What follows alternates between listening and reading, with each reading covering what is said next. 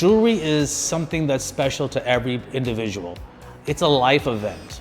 It's something that stays in their family forever. It's not just buying a shirt. It's something that's going to be passed down from generation to generation that really makes a statement to the family. It's a really special item that people really enjoy, and it's a memory, whether it's passed down, whether it's an engagement ring, how they started their life together. I really try to listen to what the customer says. What did you have in mind? Did you have a piece that you've seen in the past? And then with my experiences, I'm able to guide the customer to what would look best based on what their vision is. Being that we were in the wholesale business and manufacturing business, I have contacts far away places where I'm able to source the most difficult piece to find, the most difficult diamond or emerald or ruby or sapphire. I'm able to bring that and present that to the customer and show them that we're able to get whatever they want at the most amazing price. I actually consider the customers family. I consider our salespeople and our sales staff and our associates as family. The camaraderie that we feel together,